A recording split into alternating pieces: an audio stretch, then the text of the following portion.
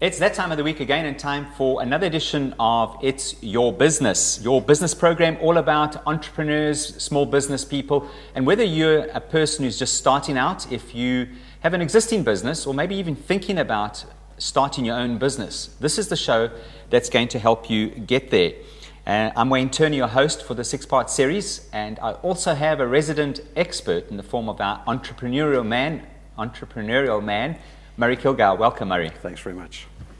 The way the program is going to work each week is that we have a guest who will chat with a particular issue, a subject, and we'll also have a 3-minute video clip which just gives a little bit of an idea of people who've put into practice some of these principles and are having success and also challenges with what we're talking about. So, not to forget Murray, our resident expert, who will give us a bit of a background to what we're talking about. Murray, it's over to you in your expertness. What are we chatting about in this program? Yes, thanks, Wayne. Today we're talking about marketing and sales, probably one of the most powerful engines you can ever have to drive your business to the next level. And I work with a lot of entrepreneurs at all different kinds of business, a level of business, and I find that it's very frustrating often for people to understand how to actually get into marketing. I also find that in today's economy, it's getting very difficult to keep on asking people if they'll give you money, as it were, and to try and get into their world. And so I always say when the going gets tough, the tough go marketing. But in many cases, when the going gets tough, the weak hide behind their computers. And today we want to get people away from their computers, away from paralysis, away from fear, and to be put into more of a marketing headspace. That was get out there and go. So we've got with us today Garth Jemmett, who's going to give us a little bit of a background of his business, and he is primarily the marketer for their business Flick. And so Garth, thank you very much for being with us. Just give us a little bit of an outline of what you do so we can understand how marketing works a bit later on. Great. Well, first of all, thanks, Wayne. Thanks, Murray, for having me on the show. In terms of Flick, my business, what we do is we live in a digital world where people are very, very time poor. They don't take the time to read anymore. They don't have the time. So what we do is we take traditional content that's maybe a little bit complex, takes a bit of time to get into, and we create short films to visualize it or explain it, flow diagrams, sales aids, and things like that. So people can plug into the content very quickly and get a very quick, high-level snapshot of exactly what the particular product or service or business is about. So would you go into a business, for example, that's trying to communicate something internally to their staff, or communicate something to a client? Maybe previously they've sold that through maybe text or web page that they've used, and you're saying let's do it through video to make it a lot easier, make it a lot more exciting. And of course, people digest that stuff a lot easier. Is that the kind of stuff you're doing? Definitely. It's your channel partners in a business. It's your shareholders. It's your staff, and it's also your target audiences externally as well. So it's mainly internal communication, but a lot of it is stuff that's used by the businesses to talk about themselves externally as well. Okay. So if we talk about marketing and sales, let's differentiate those two, because you are primarily the person that helps to get new business into the company. You've got a big engine behind you with partner and staff there.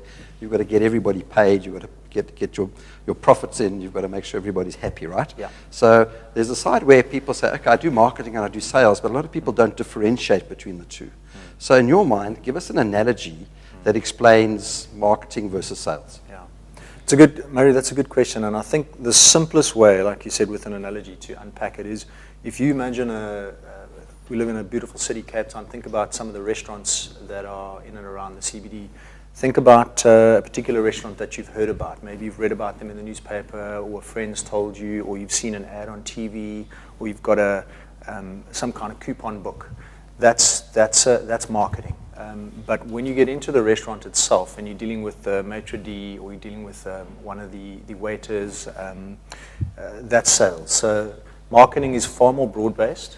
And it's very much more en masse. It's more en masse, and it's very much differentiating you from other clients or vendors in a particular area. So, for example, in the restaurant space, you've got Thai restaurants, you've got global cuisine, you've got fast food places. There's all different kinds of places, restaurants, which all have their own unique sell on the market.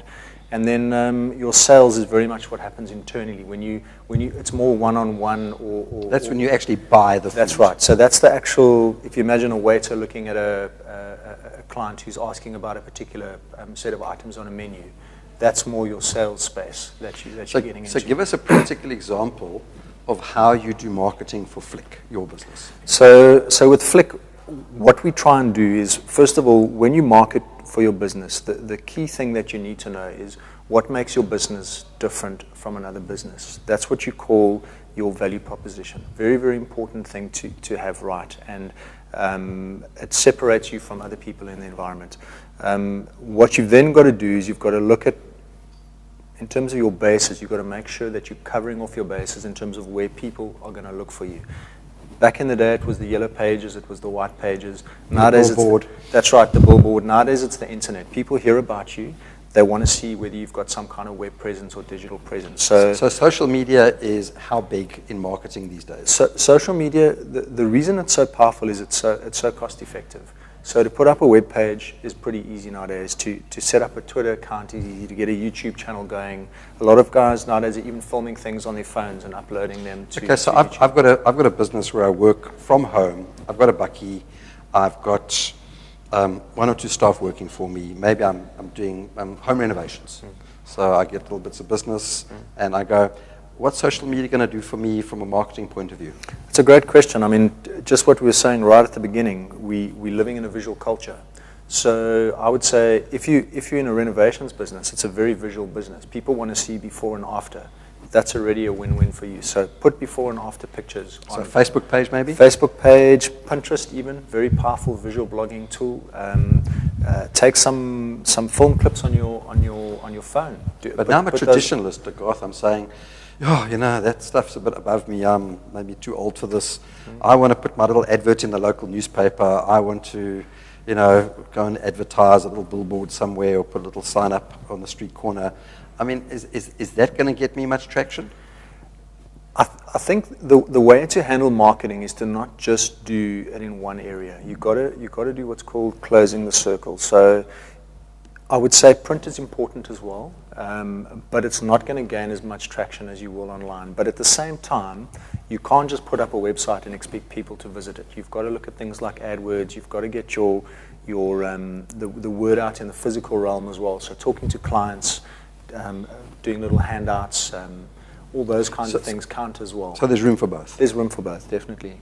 Garth, the whole value of networking, I mean, in the old days, everything was done with networking. Yes. And I think with social media, online, it's just shifted it online and made it easier.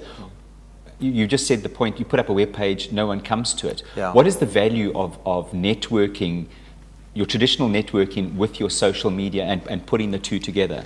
I think it's vital. I mean, the reality is that even although social media is so powerful, we still live in the real world.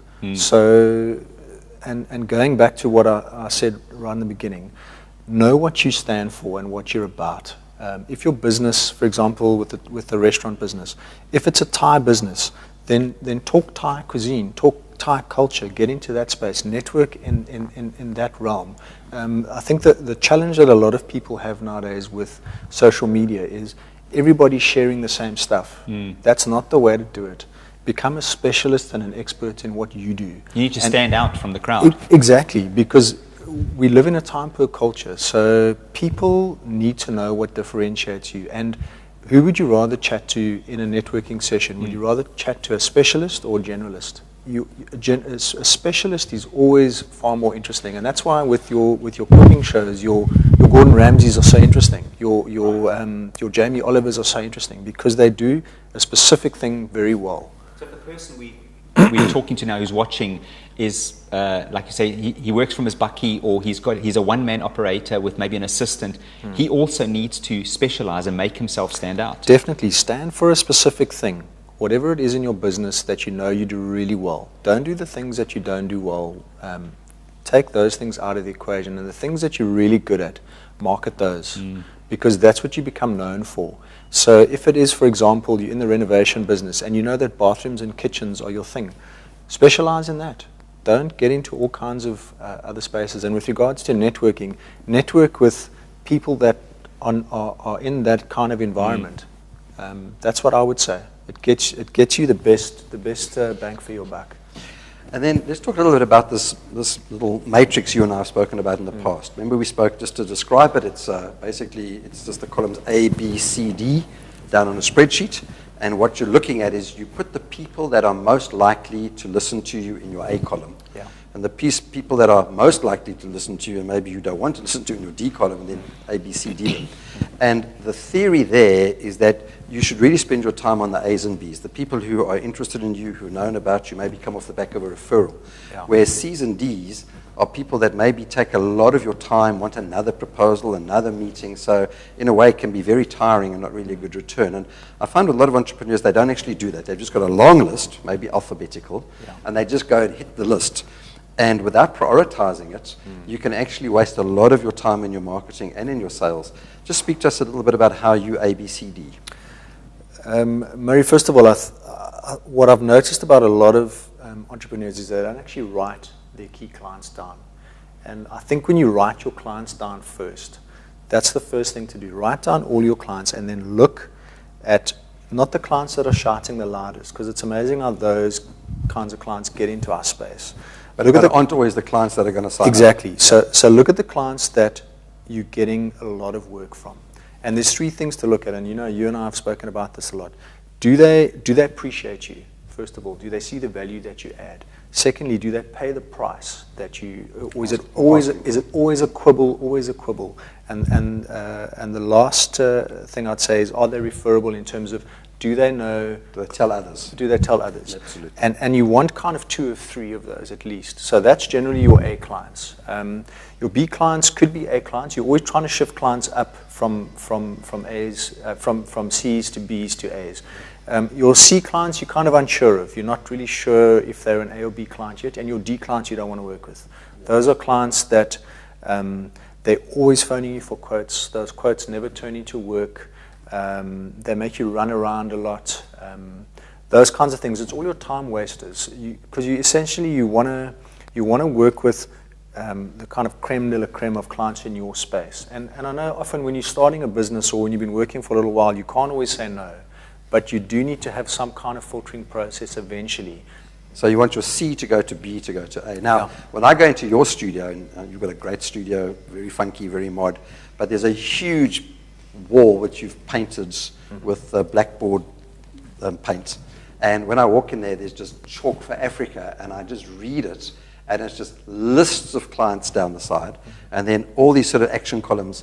Explain to us, because that's how you are basically ABCing yours on there. So tell us about that huge white blackboard you've got.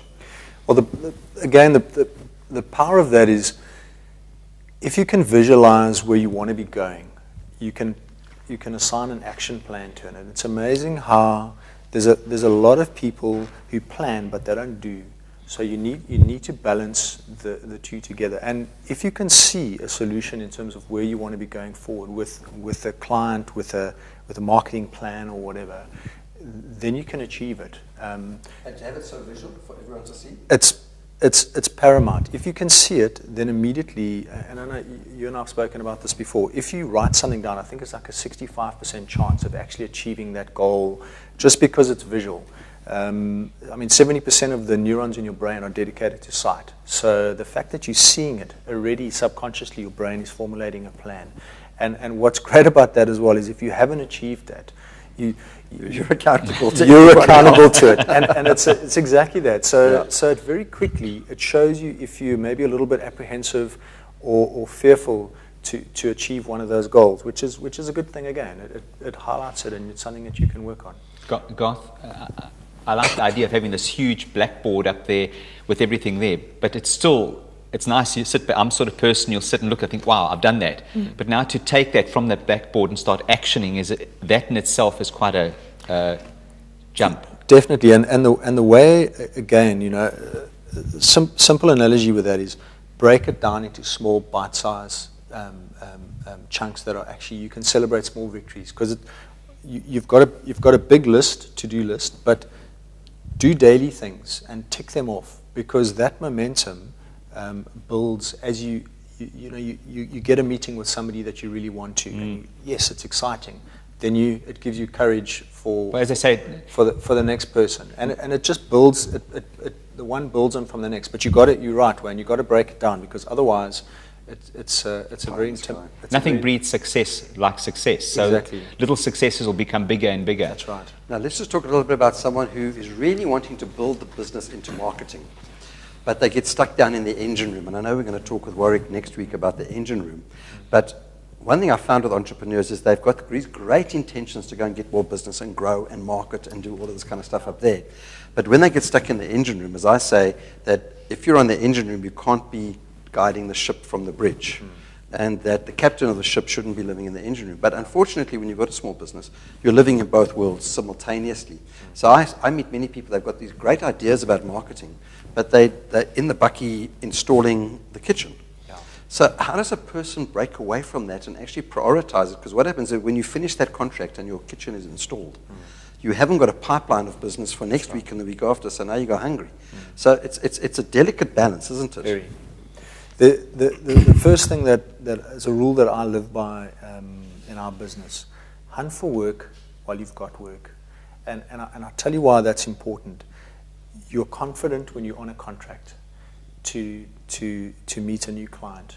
And if the client, if it isn't feeling feasible or it isn't sounding like a good deal, maybe it's a D client that you're looking at, you can say no. And whereas when you don't have work, you say yes to everything. So that's the first thing I'd say.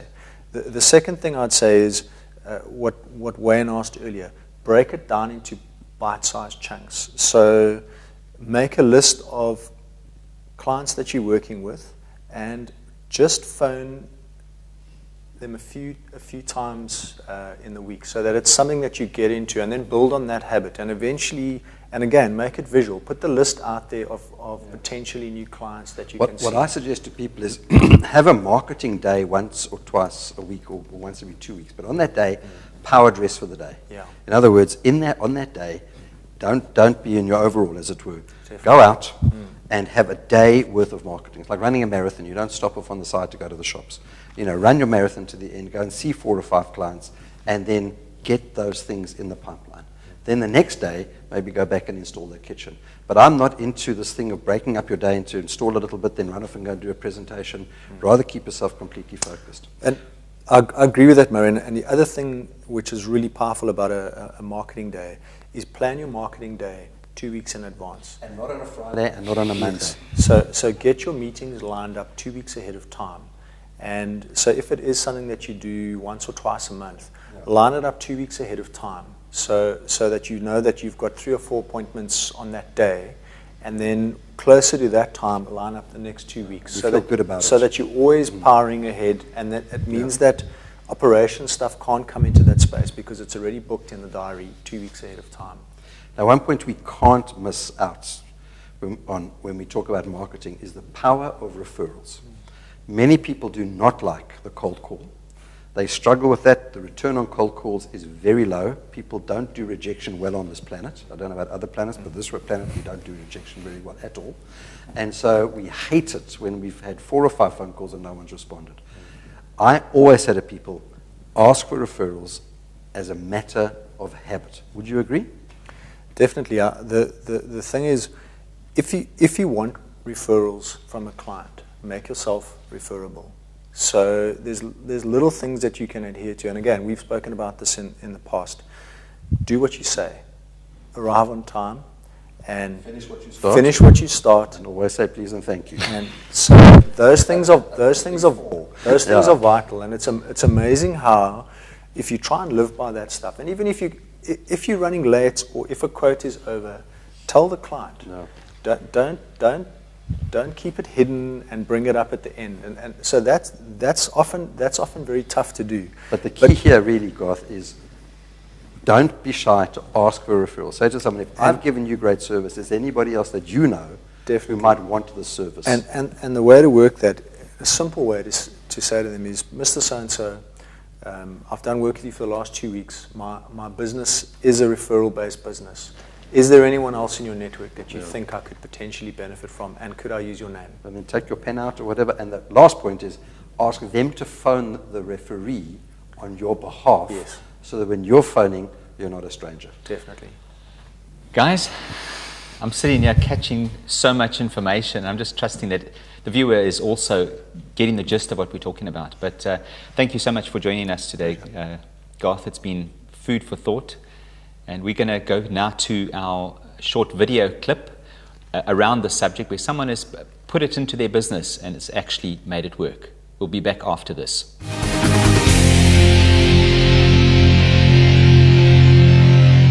I'm Raymond Gonsalves, Group GM of Lion Roar's Hotel and Lodges. It's a marketing and sales company in Cape Town and PE and has properties all along the Garden Route. So the value of marketing to me and in our business context, marketing really is creating brand awareness in the marketplace. So marketing is crucial for every single business. And is often under budgeted and under resourced for its value. Well, follow up in marketing for me is quite crucial, as you know, marketing creates the awareness and follow up creates the relationship with the company you're working with. So follow up is your foot in the door. Then followed by relationship, which is actually keeping that business alive. Well, client relationship and in marketing is really your long-term goal in business. Relationships is what makes your business last long. It creates its longevity.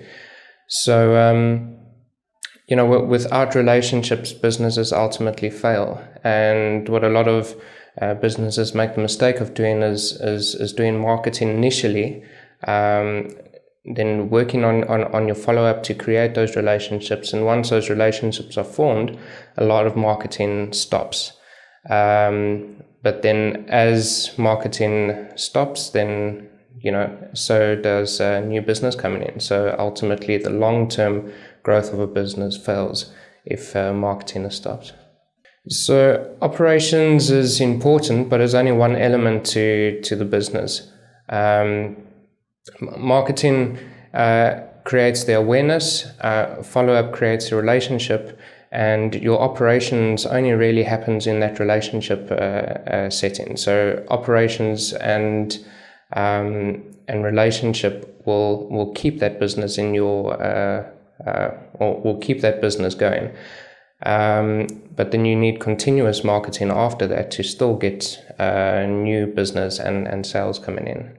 So the difference between marketing and sales is marketing creates the awareness out there and gets your foot in the door, whereas sales actually seals the deal for a lot of business. So we'd use marketing to get in the door and to create awareness about the property, but then the sales aspect was to literally go in there, sign those contracts and get the bums in beds.